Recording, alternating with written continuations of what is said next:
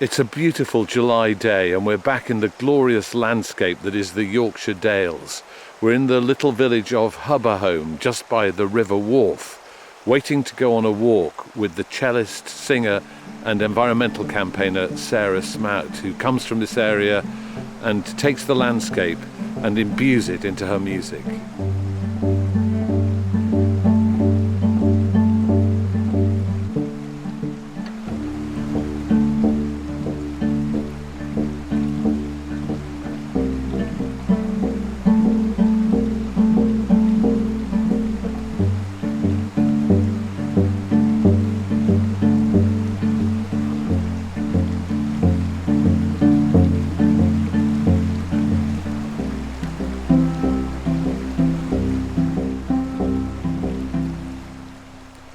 Good morning, Sarah. It's lovely to see you. And you, Matthew. And you've got your cello on your back. I have. That must be so heavy.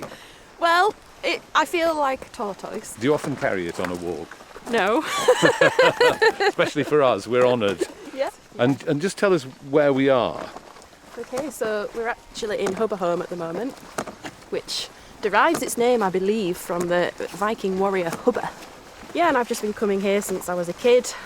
Got lots of memories here. And yeah, we're walking about a couple of miles to Yorkshire. And it's got a lovely pub here, hasn't it? We had it was pie night last night, so we had a very nice chicken and mushroom. And there's a very historic church just to our left. Oh, and a gate. That's the gate. I nearly pointed because we're actually in a farmyard next to the church. Yeah. And we should say we're in a kind of bowl here, aren't we? Because we're in the river valley of the River Wharfe. And so the hills are going up all round us. And it's very green at the moment because it's July. Much, yeah. It's just a beautiful setting for our walk. And landscape's very important to you, isn't it, in terms of the way you're inspired to make music? Yes, absolutely, yeah. I mean, I grew up in not a very dissimilar environment, just outside of Skipton. And I think, yeah, over the years as I've become more aware of what's happening with the climate and the environment, you know, kind of a natural, inevitable thing that's ended up weaving its way into my music. I might have quite an interesting soundtrack today. Yes. Oh, yeah, that's because you shouldn't be there. They were making that noise last night.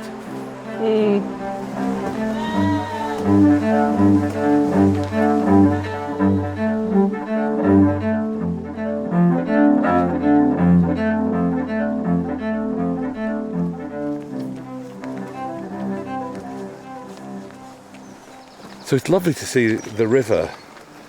We're slightly above the river here, aren't we, looking down into it, and the sheep going up, quite vocal on the other side, yeah. on the hillside. What do you think we might see on the walk, Sarah? Oh, well, it depends. Various times I've seen peregrine falcons, seen buzzards, lots of wildflowers at the moment, which will be lovely once we get into the wildflower meadows, which are a triple SI, so they stayed unmowed for the entire summer, which is beautiful. Fish, little troutlings, and dippers, kingfishers. Oh wow, that would be wonderful. Fingers crossed we get all of those. Cows? Yeah, there'll be a few cows and a few sheep as well. And I think at the end you're going to take us to a peat restoration site. Yes. Why do you want to go there? So I did a music video on Fleet Moss back in 2021 in collaboration with the Yorkshire Peat Partnership. And they've been working on that site for a few years and it's actually finished now, so they've finished their restoration up there. And I've not been up for a couple of years, so it'll be just a great opportunity to see how it's coming on, you know, because before it was a really degraded, looked pretty awful, and lots of exposed peat everywhere, and since then they've been replanting it and re-wetting it, so it'll be lovely to see how it's doing. And we're going to meet Jenny there, aren't we? Jenny Sharman, yes. She works for the Peat Partnership and she's been involved with Fleet Moss from the very beginning. It's like her baby. So yeah, she'll have lots of interesting scientific insights for us as well. Let's walk on.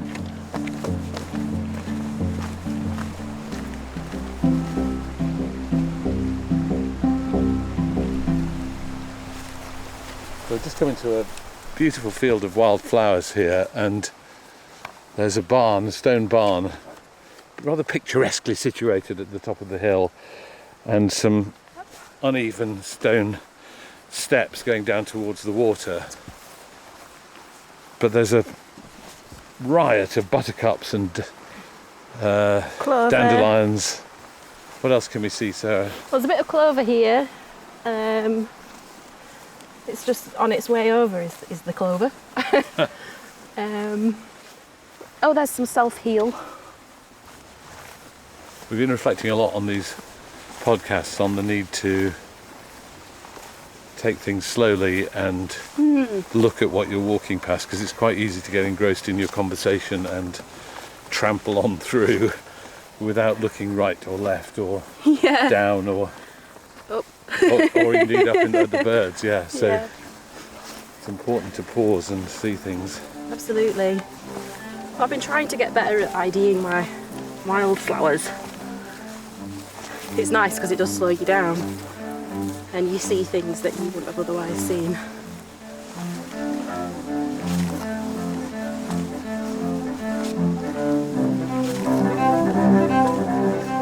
There's nothing better, is there? Dragonfly. Oh, yes. That's nice. There it is. Oh yeah. There's dive bombing. Yeah. Hello.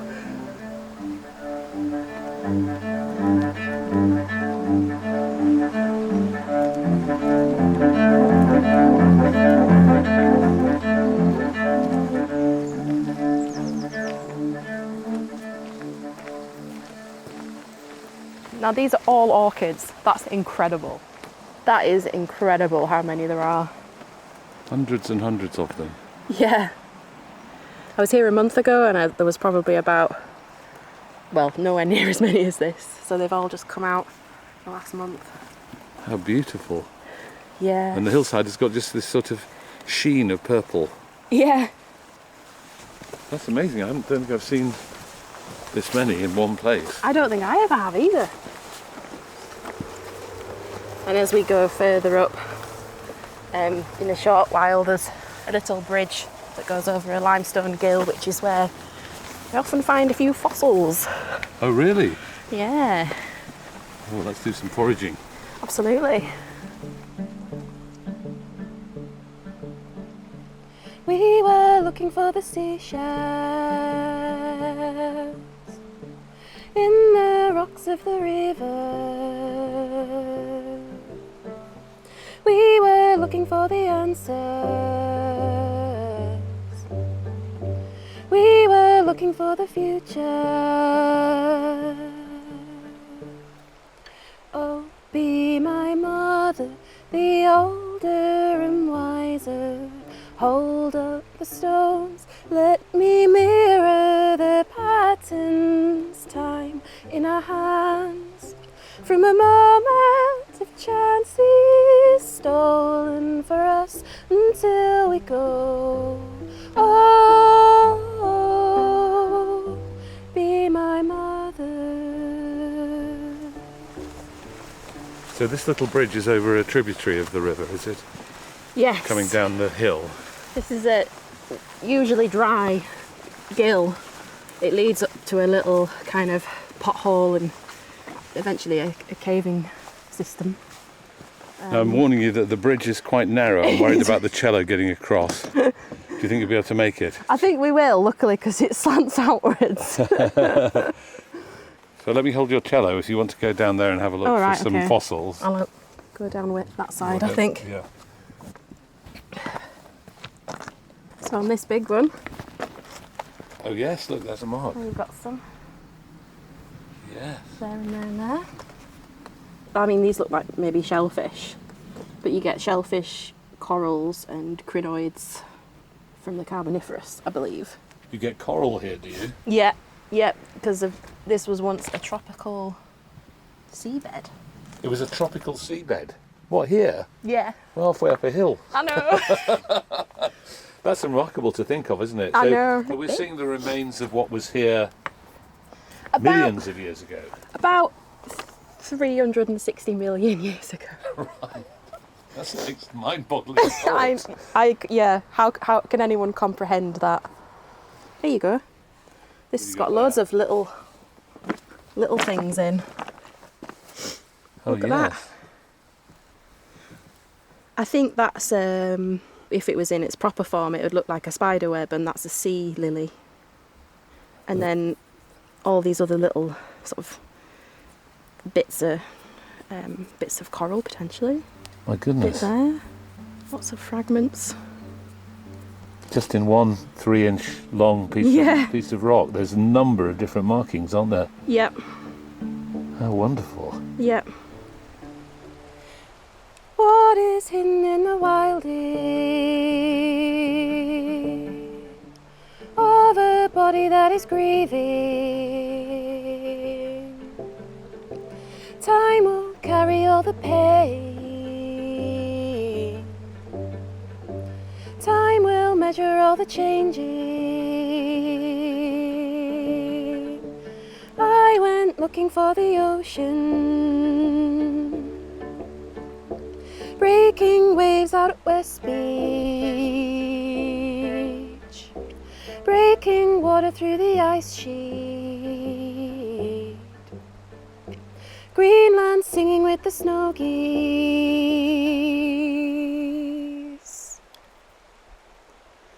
Oh, be my mother, the older and wiser, hold up the stones, let me mirror the patterns, time in our hands, from a moment of chances stolen for us until we go.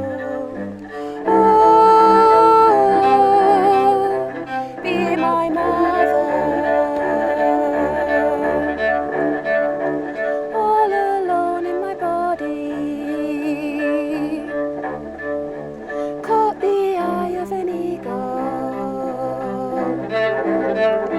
Snow prints tell me that you've been here. Ice left clinging to the seaweed. And if you're looking for an answer, wear your heart like the otter, slip into the realm of water, carve your name in many colours.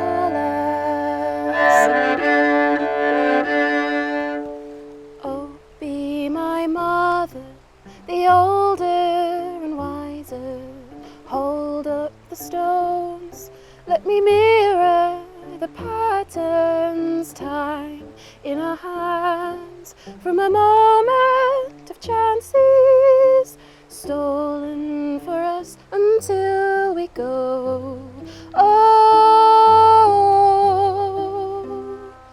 be my mother.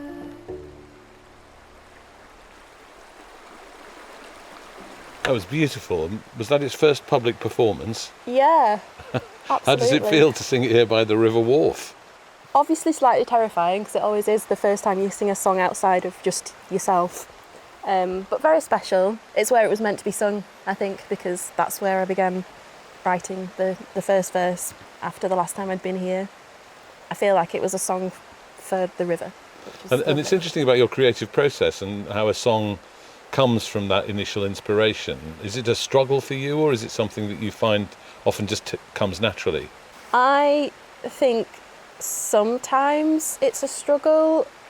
There's so much to think about with things that I tend to write about, which are all to do with the environment and often the climate crisis and lots of kind of really big, overwhelming subjects. And I think what I've tried to do to sort of find my way in often is to find that really personal story within those wider narratives, telling my own story within the wider context of the environment and what's happening to the natural world seems to be often where a place that I end up in. And that makes it human-sized in a way, because the climate crisis is so overwhelming and so huge that if you can bring it back to an individual in some way and then use the individual as a way into the story, then it makes it easier for us to identify with. Absolutely, yeah. The first verse, looking for the seashells in the rocks of the river, we were just speaking about those in the limestone gill. And then, oh, be my mother, the older and wiser, the things that I was thinking about was nature as mother, as healer. But I realised that there's lots of openness in the lyrics as well, which can be interpreted however people interpret them, which is the beauty of music. You know, there's some personal things in there about grief and my own process of trying to find healing in nature. And I think that is something I feel generally about the natural world as well, and the climate crisis. It's a lot, you know, when you think about the real science and what's happening and the sadness in that. But then also just the amazing, just being part of where we are right now in this moment, and all that it's giving us and all the stories that are here is just an amazing thing to capture and sing about. And it lifts our spirits, doesn't it? So, I hope so. Have you used nature when you've gone through a particularly sad period in your life? Yes, absolutely. I think I was lucky to grow up in a really natural environment. And so I've always had a connection to this kind of place.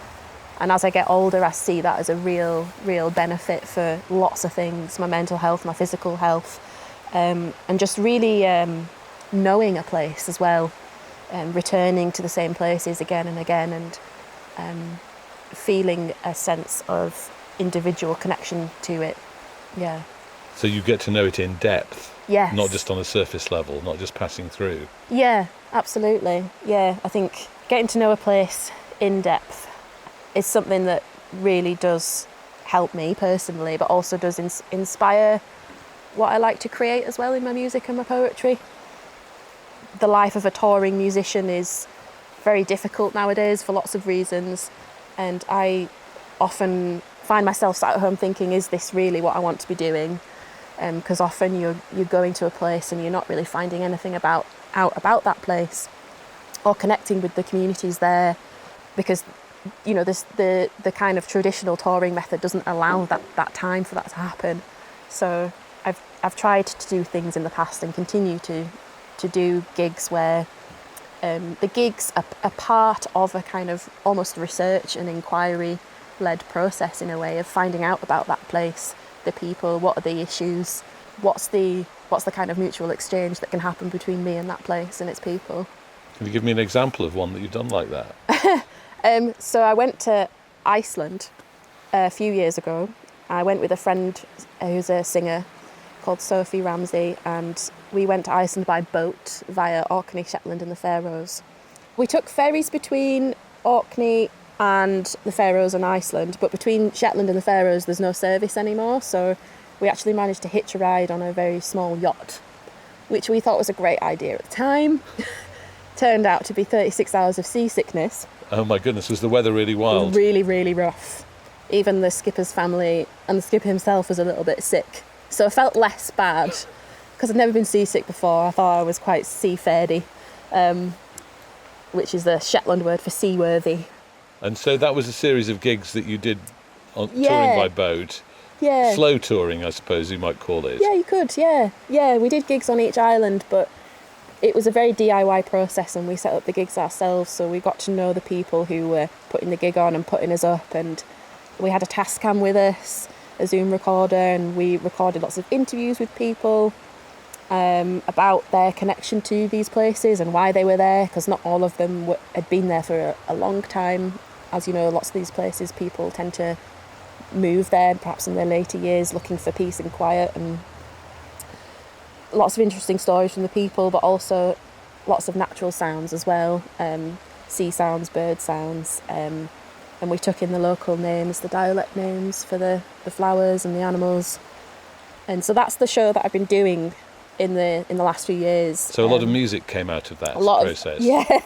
A lot of music, a lot of words, a lot of poetry, and that's why the loop pedal seems to work so well with it, because you can create all these like layered soundscapes and evoke that sense of place as best you can whilst not being there. But my next adventure, hopefully, well, I'm meant to be going, but it feels really, really far off, is Svalbard in April. Wow. And I'm hoping to get as much of the way there as I can by boat. Yeah. It sounds absolutely fascinating, if a little daunting. If a little daunting. Well, now you've whetted my appetite. I wonder if we walk on a bit, we might get some of your poetry. Yep. Would that be possible? I would think that is highly likely. Excellent.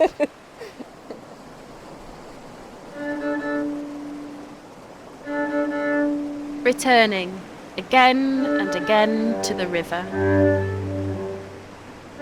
to the moss and weed under my toes, to the dipper taking stock of mayflies, catches my heart, snags like hawthorn.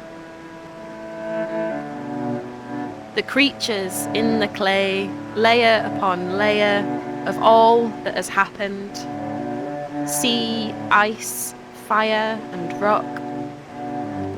Underneath the brown gold water where troutlings gleam and everything seems as it should be.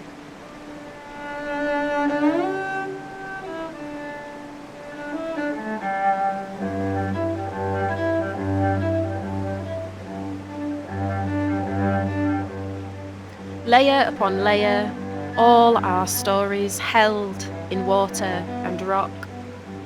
Moving, solid, fragile, brief. We are bound here in sediment, upturned in the storms. Layer upon layer of memory in the riverbed. Banking up time, limestone undoing. Our childhood is somewhere, buried with the pebbles we threw. Hubba is there too, axe thrown where sheep tracks lead down to the edge. It is all here. The bluebells are early, swallows too, and not as many. Curlew's song spirals. A knife edge, a tilt too far. All our stories, held in water and rock.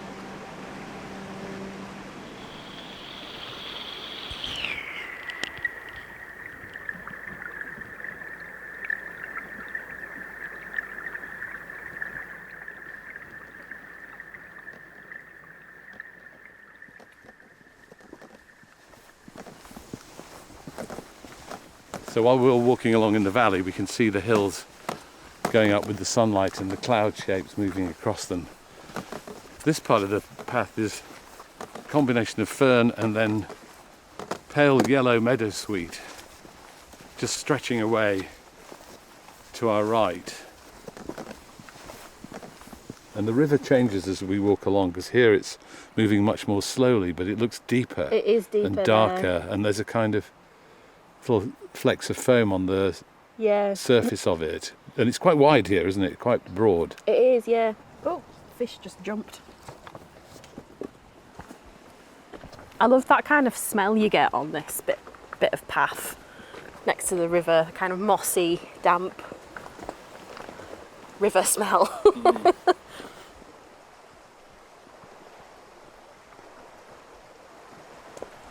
I actually think that long narrow bit there, just remembered, used to be used as a sheep wash. Ah. But as this is now an SSS, triple SI. Perhaps not. It's not. Not anymore. No. Site of special scientific interest. Thank you, Matthew. I can never remember which way round each S word goes. So you think the river here used to be used for washing sheep? Well, that bit there that we were looking at, the long wide bit, the slow bit, I think that was, where they washed sheep. So did they put sheep dip in the river? No. Did they just wash them in the river as it was? I think they just put them in and... Right. Switch them around. Switch them around a bit.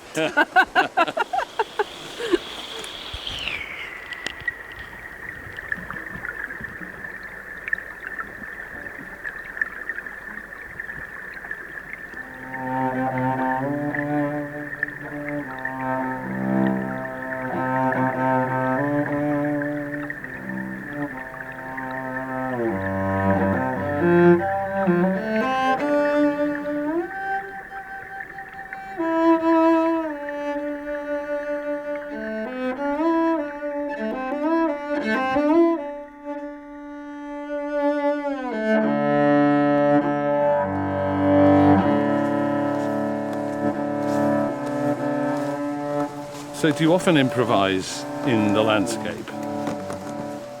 It's something that I like to do. Wish I could do it more often, but You just need someone to carry the cello. the logistics of getting the cello to places can sometimes be a bit tricky.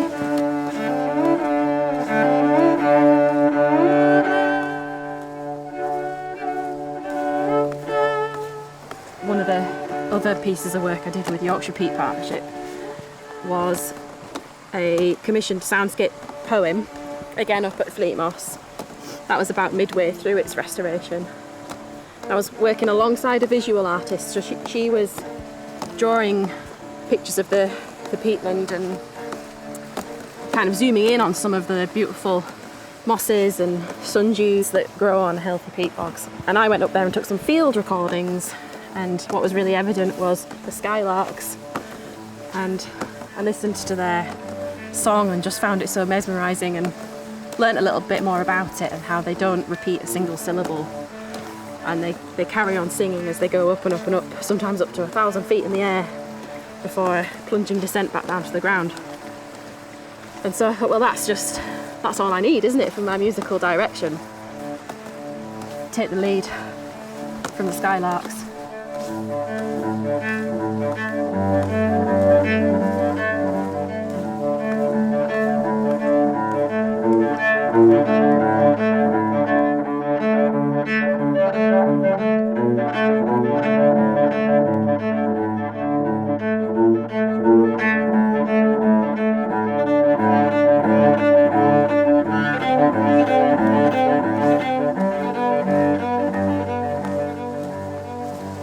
How did you first come into contact with the peat restoration work? I was running some environmental meetings in Skipton, and through that I met some people from Friends of the Dales who were already doing work with the Peat Partnership, and at that time I was getting really interested in reading about various kinds of issues that were going on the moors, these tensions that were in the local community surrounding what the moors were being used for. So what sort of tensions? Well, grouse shooting is a big one, because there was a lot of pressure to ban grouse shooting from some groups, and obviously it's quite a historic tradition really. And also sheep. It's very complex because, you know, these are communities that have been in this landscape for a long time and have a lot of knowledge of this place and a lot of valuable insights to share. So you can't really come in and go, you're doing it all wrong, you're shooting the grouse and, you know, well, you're grazing dug all sheep these channels. in the wrong place. Yeah, I think the way that Peat Partnership and other organisations come at it is, you know, it's just really diplomatic and human, and looking at the wider picture and trying to get more incentives for landowners and farmers and people to think about putting these new practices into place, this restoration or, you know, rewilding essentially. It was proposed that a video on top of a bog with a cello might be quite a good thing to do. When you say it was proposed, was it you that proposed it by any chance? It wasn't. I mean, I was thinking it, and I was maybe angling for it. And you thought it would, what, draw attention to the cause of the work that they were doing? Yeah, absolutely. I think just these collaborations where you can have art and science and raise awareness of a particular issue is just another interesting way of getting the message out there. And so you went up there Yeah. and filmed yourself, or somebody filmed you. Jenny filmed you, I think, who we're going to meet. Jenny was on the filming team. Yeah. She was the producer, and I worked with a filming duo called Film on the Brain, and they had a drone, so we got some amazing footage of the restoration in action at the time. And you sitting in the midst me sitting of it, in the midst of on it. a chair, Yes. right on a the moorland, kitchen chair. and playing. Yeah. Which is what we're going to repeat for this we're episode, going aren't to we? recreate that now, yeah. Now that the restoration is finished and the peat bog's getting back to its former glory, as it were. So how long is it since you went up there last time? Oh, at least a couple of years. Oh right, so it might have Yeah. changed quite significantly. I think it in that probably time. will have, yeah.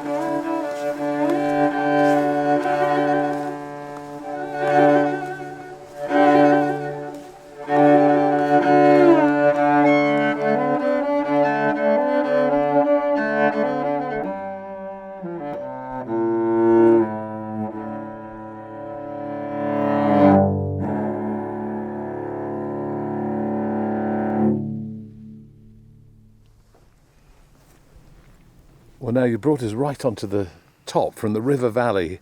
We're onto the top of the moors, and Jenny Sharman's joined us. Lovely to see you, Jenny. Thank you. Where are we? So this is a site called Fleet Moss, and it's kind of become a bit of a flagship site for the Yorkshire Peat Partnership, who I work for. This was one of the sites that I actually was active in helping to restore. I project managed it. It's 160 hectares. It lies between two catchments. You've got the Wharfe to one side and the Ure to the other.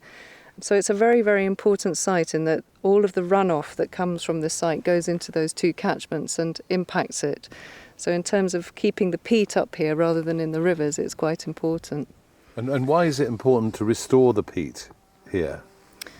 The majority of peatlands, about 80% across the UK, are extremely badly damaged. It's important for a number of reasons, and I think for me the primary reason that we need to be aware of is that this is a home to a myriad of really important critical species. So, from a load of breeding birds, dragonflies, a lot of dragonflies wouldn't be able to breed if they didn't have peatlands like this. The same with your curlews, your golden plovers, short-eared owls, a numerous number of raptor species as well. It's a critically important habitat for that. And obviously vegetation as well, different sorts of species. But the other key thing is that peat actually stores carbon. So in its pristine form, it is the greatest terrestrial store of carbon that we have on this planet. So it's only the ocean that can store more carbon. So it's incredibly significant. But at the moment, as I say, 80% of our peatlands are damaged. So all of that carbon is actually oxidising and it's going up into the air, and it's helping to cause climate change.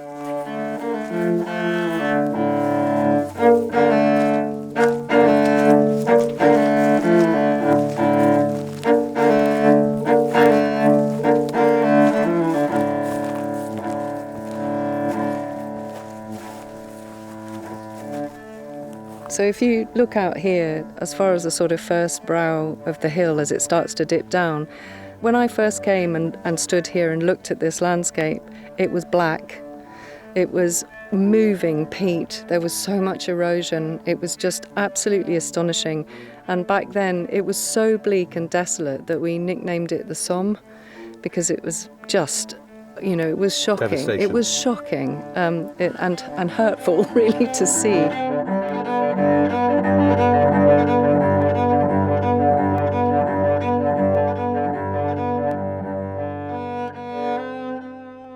And how do they get damaged? What sort of practices in the landscape cause the damage?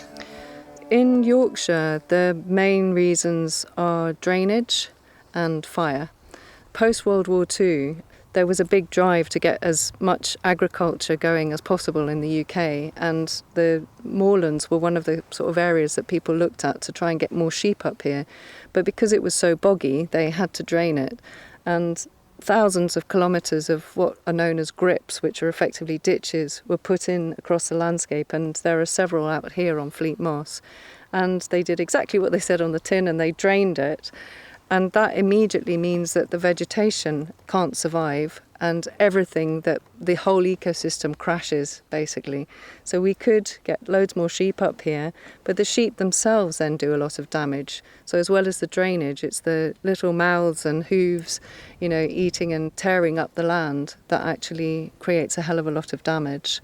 Fire as well, so you can have wildfires. Anything basically that's going to damage the vegetation, the surface, is going to hurt the peat. Sarah, why is it such a special place for you? Well, since we recorded the video up here and did the filming, I've got to know it, I suppose. I've done a few visits up here, and the first time I came up, I was just so shocked by it because I didn't know how damaged a peatland landscape could look. And so when I first saw it, it was like looking at war trenches, like the sort of hags, these sort of like towering peatland kind of trenches, higher than 6 foot in some places, and just completely bare peat, really dry. And that was when the restoration work was just beginning. And I've come back a couple of times, and this is maybe the third time I've been back, and I can already see, just from here, I can see the difference. It's greener, there's less bare peat. For me, it's about how everything's connected. You know, this is connected to where we just were by the river. There's all sorts of things that benefit, like Jenny said, from this landscape being healthy. Because the water from here goes to the river. Yeah. So there's water quality issues all tied up with it all as well. And, you know, the whole carbon thing is just mind-blowing, really, when you think about how much peatland is actually damaged in this country. And it's just amazing that Yorkshire Peat Partnership exist and other organisations exist to actually make positive change, and you can see it. That's what I love. Like, we were talking about how climate change and the issues surrounding it are so overwhelming, so massive, and sometimes it just feels like, well, there's nothing we can do, it's just too big. But then when you look at things like this and you see the results and you see the positive action when people come together and work together to make something happen, and it's just, yeah, that really galvanises me as well, because, you know, it's all about the ripple effect, the domino effect of doing good in your patch. So if you look out now, all of that area that you see now you can just see the little white cotton grass heads and all the green. So if you can imagine, none of that was there. So all of that, those little white dots are now on areas that were 5 years ago bare peat. So it's really Must done give you its such job. satisfaction. Oh my goodness! It is just every time I come up here, as you can see, I just grin from ear to ear because it's just so lovely and so gratifying. And as Sarah was saying, I feel really privileged and lucky to actually be part of a project where you can make such a difference. It's very empowering. And how do you make that difference? What did you do to this landscape? I mean, it all starts with actually walking pretty much every inch of it and understanding where the problems are, why they've been caused, and figuring out what's going to be best in terms of interventions to prevent it from continuing to degrade.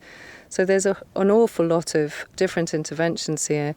We'll see as we go down, one of the primary ones we've used is the koya logs, which is a coconut husk log that has come over from, the koya has actually come from Sri Lanka, but it's sustainably sourced, and we're supporting a small village out there by doing this.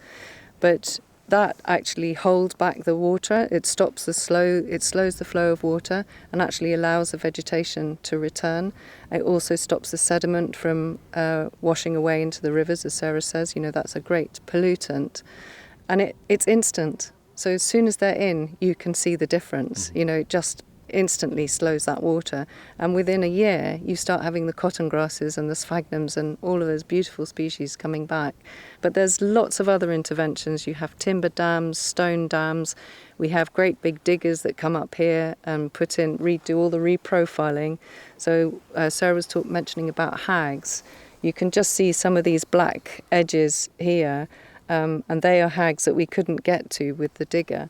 But over there you'll see there's just sort of green mounds. They were all once exactly like that, but they've been reprofiled by a digger and returved. So, yeah. What is a hag? So a hag, it's an eroded edge of peatland. So you would have got a channel of water along the bottom of what you're looking at there, so the hag stands proud of the land, basically. And it would originally have all been one level. You wouldn't have seen those hags. But because of the channels of water and the erosion, they've cut down into that, and they've created this sort of surface that's above the current surface, if that makes sense. So you're seeing almost a wall of peat. Right. And so you smooth those away with the digger. Yes. And that's created this lovely green Yes, landscape just to our a left rolling here. Landscape, Yeah. yeah. So yes, it's a massive team effort, and it's taken nearly 5 years to get this to where it is today, and there's still more work to be done. But yes, we have to have helicopters flying stuff in, and it's quite an operation. Logistically, you've got to, be really on it. So it's been interesting. Yes, absolutely. Jenny, will you take us into the area and show us some of the species that we can find there? Yes, certainly.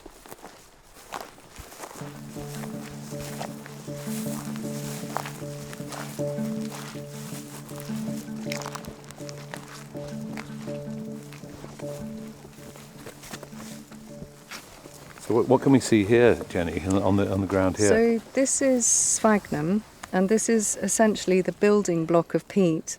So while all the vegetation that you see around here can form peat because of the sort of acidic conditions that there are up here, the waterlogged conditions, which means that vegetation decomposes very, very slowly, this actually is the key plant that you want on a bog. Sphagnum moss, and it's got extraordinary properties. I mean, for the first thing, it manages to hold more than 20 times its volume in water. So if I'm squeezing it here, you can see all of that water that's coming out. Yes. If I was to squeeze a normal moss, you wouldn't see that. So it's got these tiny little sort of capsules inside that kind of can contain the water. And it's got very acidic properties itself. It helps to create this kind of acid landscape. But it was used in World War I as a wound dressing. So because of its antiseptic properties, and also because it can obviously soak up quite a lot of blood. Right. Oh, that's interesting. Yeah, and it's used in nappies as well, has been used in nappies. It's been used to filter swimming pools and things like that. So it's a very kind of interesting and valuable plant. There's many different sorts of sphagnum as well, many different species. So if I just step a couple of feet over here, you can see there's, from that bright green one that I just showed you, we've now got a red one here. And each type of sphagnum will need a different will need different conditions, but basically they need water. That's the main thing. So as soon as you take the water away, they will disappear. And so the that's drainage key. will take the water away, Yeah. and so your work It'll is kill. to keep the water here effectively to Yeah. allow them to thrive and Exactly. to grow again. And And then they'll create the circumstances for the peat. Is that Exactly. right? So they will decompose. So you can see these sort of long tendrils that sphagnum has, and this is what forms the peat. So it's these that will be decomposing really, really slowly, and peat is formed of that as a sort of organic matter, along with all of the other species that you see around. But it's this is like the key species. This is what creates the condition for everything else. Is it right that about 1,000 years is a metre of peat? 1,000 years. Yes, that's right. Yes, I always have to work it it out. takes So 1,000 it's years for a metre of peat to kind to of grow. and That's build right. up. Yeah. That's how long it takes. But then, Yeah. in a matter of 50 or so years, a lot of it was gone. Yeah. Yeah. Because of how the land was managed. Yeah. So it's easier to Yeah. destroy than it is to create. Very much so. So each year is a millimetre of peat. That's why I hesitated. I had to do my maths quickly in my head. Yeah, each year it grows a millimetre. So it is a tiny, tiny amount. And yeah, so yeah, very, very, You very have to be precious. patient You in do, your work. you Yeah. do. Yes. But the first bit is just to make sure that it's not escaping, that it's Yeah. not, that we're managing to keep it where it belongs. Yeah.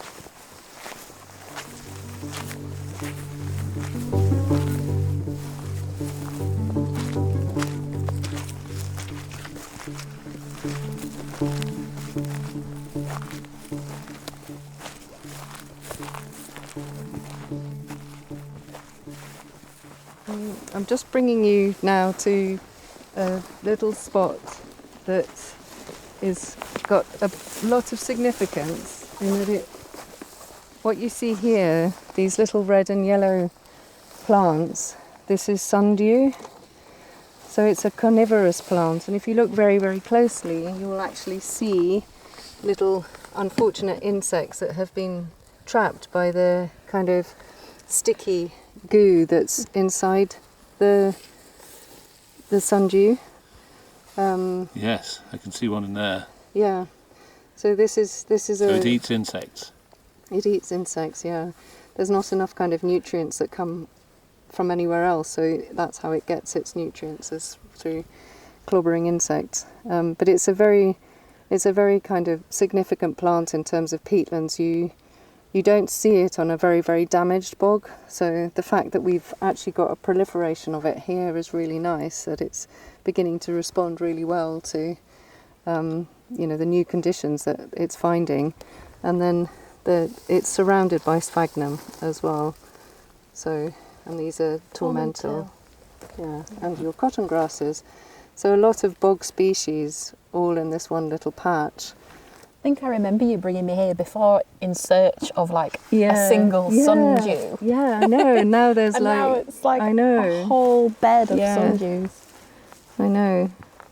It's amazing. As well. They're like miniature Venus flytraps. That's right, exactly Yeah. right. Yeah, exactly. Yeah.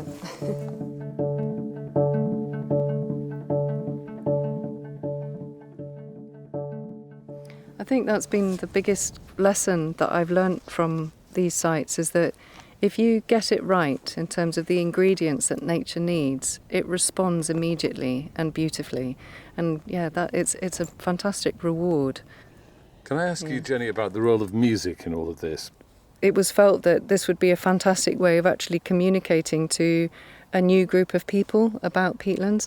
So Sarah's obviously got, this fantastic audience and following as well, and to be able to reach out to them and talk to them about what's going on peatlands. And it was fantastic that Sarah actually offered her time and her energy and spirit to do it, because it was amazing. It was it was triumphant, honestly, and she was brilliant. It was really lovely. And the first time I heard the song, I cried, and I still do. It still gives me goosebumps. She's going to sing it for us now, Yay! You're already, I'll start sobbing. tearing up. So it must be wonderful to get that response, Sarah. Yeah, I love making people cry. And tell us about the song. Well, Atlas, yeah. I actually wrote it a while ago, but I hadn't released it, and I recorded it in my living room at home during COVID, actually. And because we'd been talking about doing a video up here, I thought it would just be the perfect song, because the perspective of it is from a bird's eye view, looking down on the landscape, looking down on all the changes happen, all the patterns kind of changing shape, and wondering why. And so it just fitted, really, because up here it feels like we're on top of the world, doesn't it? Like there's Ingleborough just over there. So yeah.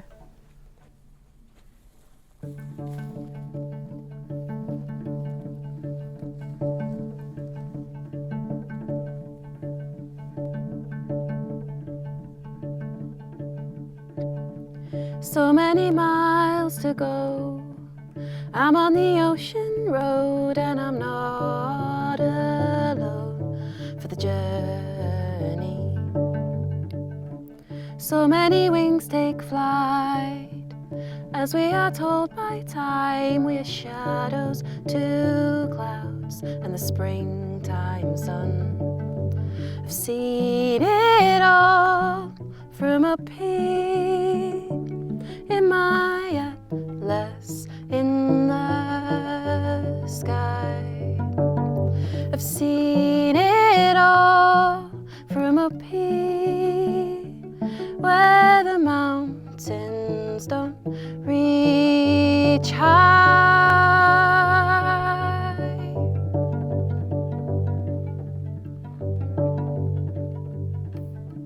Something has changed today. We're nearly always leaving, but grasses are green for such a long time here. And something is stranger now. And why do the oceans grow and the forests of old start to disappear? I've seen it all from up here in my atlas in the sky. I've seen it all from up here, where the mountains don't reach high.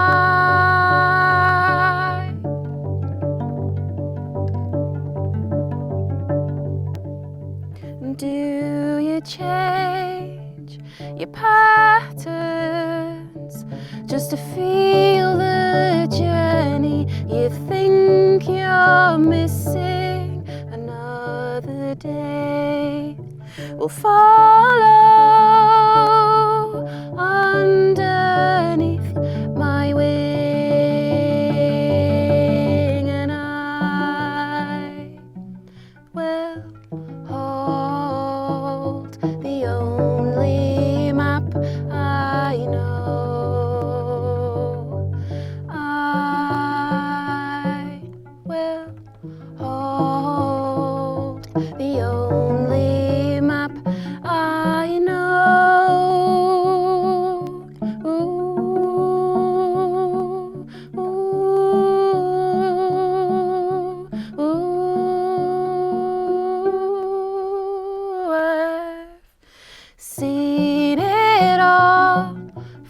up here in my atlas in the sky. I've seen it all from up here where the mountains don't reach high.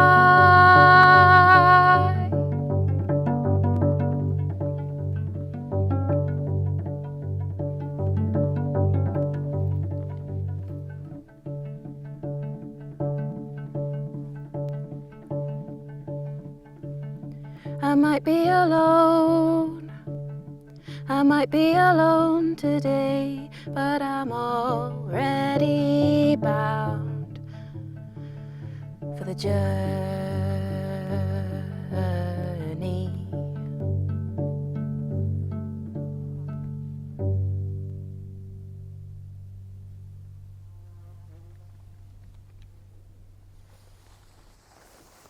So wonderful, Sarah. Absolutely wonderful to be in this extraordinary place and hear that extraordinary song. Thank you so much. Thank you. And thank you, Jenny, for showing us this extraordinary place. We're so grateful to you. No, it's my real pleasure. And yeah, I'm going to cry again now. Thank you, Sarah. Just beautiful, really beautiful. Thank you.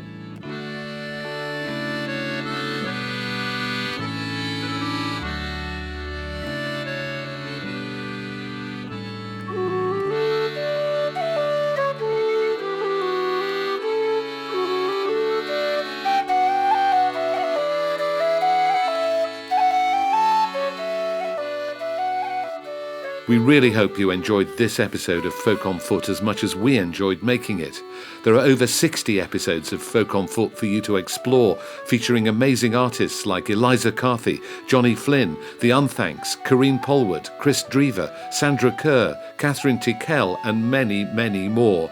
So please do explore our back catalogue.